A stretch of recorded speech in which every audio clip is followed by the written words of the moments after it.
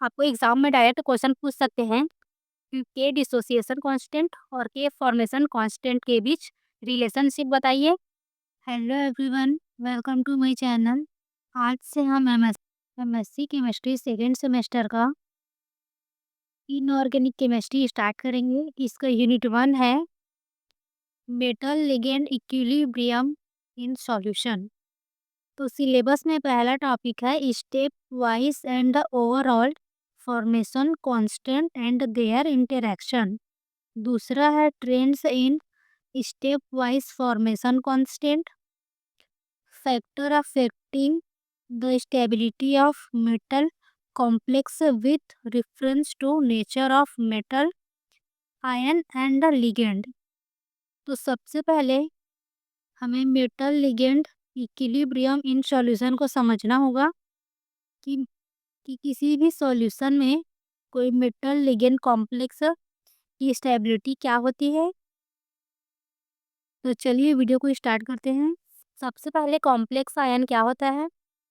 तो complex ion वे होते हैं जिसमें मेटल एंड लिगेंड के बीच कॉम्प्लेक्स होता है। मेटल के चारों ओर लिगेंड सराउंडेड होते हैं। ऐसे कॉम्प्लेक्स को मेटल लिगेंड कॉम्प्लेक्स कहते हैं। तो इसकी स्टेबिलिटी किस तरह से अफेक्ट होती है? पहला पॉइंट है एक्वस सॉल्यूशन में कॉम्प्लेक्स आयन की स्टेबिलिटी को डिसोसिएशन कांस्टेंट के टर्म में एक्सप्रेस करते हैं। किसी भी कॉम्प्लेक्स को एक्वस सॉल्यूशन में डालने पर वह डिसोसिएट हो जाएगा अपने आयंस में। तो उसकी स्टेबिलिटी को कौन अफेक्ट करेगा कि डिसोसिएशन कांस्टेंट कितना है। जब कॉम्प्लेक्स आयन डिसोसिएट होता है तो उसके डिसोसिएटेड एंड अनडिसोसिएटेड आयंस के बीच इक्विलिब्रियम स्टैब्लिश होता है। तब कॉम्प्लेक्स की स्टेबिलिटी को इक्विलिब्रियम कांस्टेंट के रूप में दर्शाते हैं। आप एक पॉइंट और ऐड कर सकते हैं। एक कॉम्प्लेक्स के फॉर्मेशन में इक्विलिब्रियम इन्वॉल्व होता है एंड इसके इक्विलिब्रियम कांस्टेंट को रिएक्शन का फॉर्मेशन कांस्टेंट या स्टेबिलिटी कांस्टेंट कहते हैं। ये एक रिएक्शन कंसीडर करते हैं। तो इसका फॉर्मेशन में इस कॉम्प्लेक्स के फॉर्मेशन में इक्विलिब्रियम का साइन है, इन्वॉल्व है।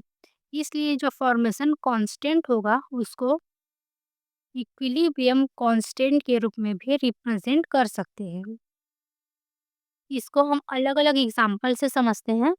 कॉपर 2 प्लस कॉम्प्लेक्स का फॉर्मेशन, ये कॉपर 2 प्लस और 4 अमोनिया रिएक्शन करके कॉम्प्लेक्स बनाते हैं।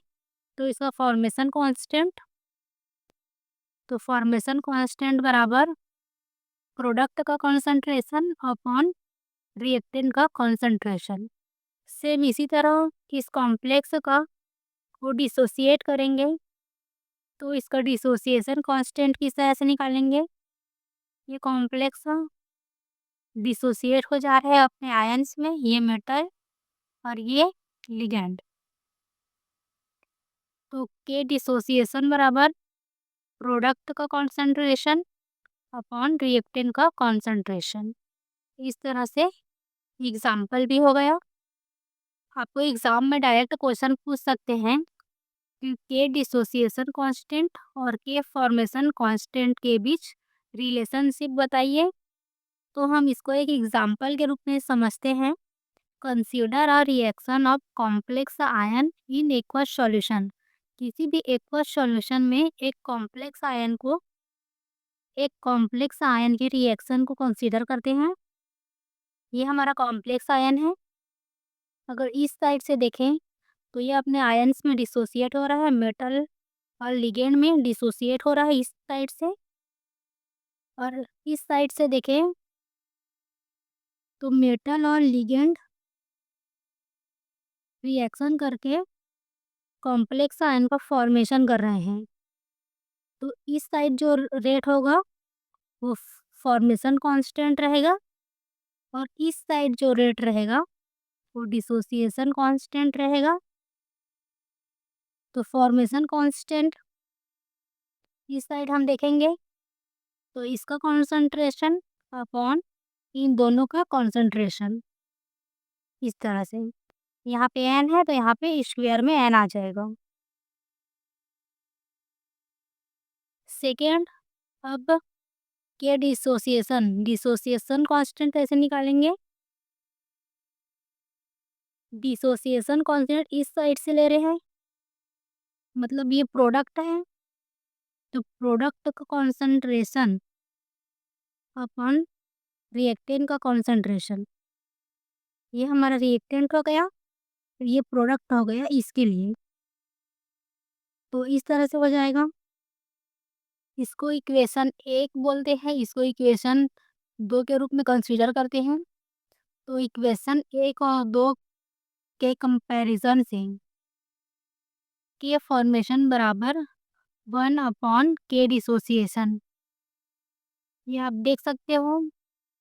फॉर्मेशन जस्ट डिसोसिएशन के अपोजिट है, तो इस तरह से हो जाएगा। के फॉर्मेशन को बीटा से भी रिप्रेजेंट करते हैं और के डिसोसिएशन कांस्टेंट को अनस्टेबिलिटी कांस्टेंट भी कहते हैं, इसलिए इसको के आई से रिप्रेजेंट करते हैं। अतः के फॉर्मेशन एंड के डिसोसिएशन एक दूसरे के रेसिप्रोकल होते हैं। यह स्टेबिलिटी कांस्टेंट, के फॉर्मेशन मतलब के स्टेबिलिटी कांस्टेंट, ये डिसोसिएशन मतलब इनस्टेबिलिटी कांस्टेंट एक दूसरे के रेसिप्रोकल होते हैं। Thank you for watching.